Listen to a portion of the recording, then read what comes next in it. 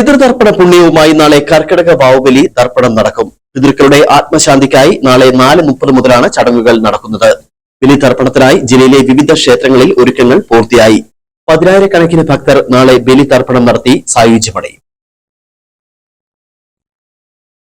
കർക്കിടക വാവുബലി ദിനത്തോടനുബന്ധിച്ച് പിതൃമോക്ഷം നേടി 10,000 നാളെ ബലി തർപ്പണം നടത്തും. ബലിച്ചോറുണ്ണാൻ വരുന്ന പിതൃക്കളുടെ ആത്മാക്കളെ തൃപ്തിപ്പെടുത്താൻ ഗർഭയും നീരിൽ ചേർത്ത് അവർ ബലിച്ചോർ നിവേദിക്കും. മൺമറഞ്ഞവർക്ക് വേണ്ടി ഭക്തർ ക്ഷേത്രങ്ങളോട് ചേർന്നും പ്രത്യേക കേന്ദ്രങ്ങളുമായിട്ടാണ് വാവുബലിയിട്ട് തർപ്പണം നടത്തുന്നത്. മിക്കയിടത്തും പിതൃതർപ്പണ ചടങ്ങുകൾക്കുള്ള ഒരുക്കങ്ങളെല്ലാം പൂർത്തിയായി കഴിഞ്ഞു. പുണ്യനദികളുടെ തീരത്തുള്ള ക്ഷേത്രങ്ങളിലാണ് കൂടുതൽ ഭക്തർ ബലിയിട്ട് തർപ്പണം നടത്തി സായുജ്യം അടയുന്നത്. വർഷം തോറും നടക്കുന്ന വാവുബലി പൂർവികരെ തൃപ്തിപ്പെടുത്താനായി സമർപ്പിക്കുന്ന ഒരു പ്രധാന ഹിന്ദു ആചാരമാണ്. മലയാള മാസമായ കർക്കിടകത്തിൽ നടക്കുന്ന ഈ ആചാരത്തിൽ വീടുകളിലും ക്ഷേത്ര പരിസരങ്ങളിലും പ്രത്യേക ചടങ്ങുകൾ നടക്കുന്നുണ്ട്.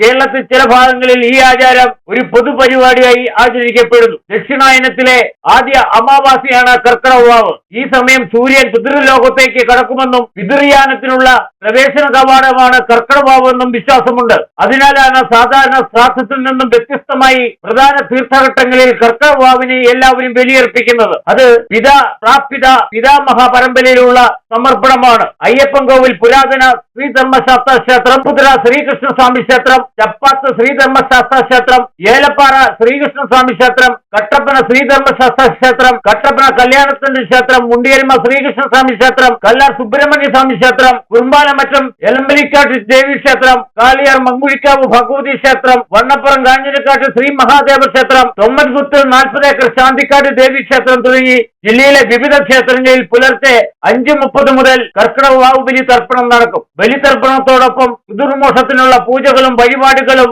ഔഷധക്കഞ്ഞി സേവയും നടക്കും. ഇതിനായുള്ള വിപുലമായ ഒരുക്കങ്ങളാണ് വിവിധ ക്ഷേത്രങ്ങളിൽ പൂർത്തിയായിരിക്കുന്നത്. Idukki vision news Upputhara.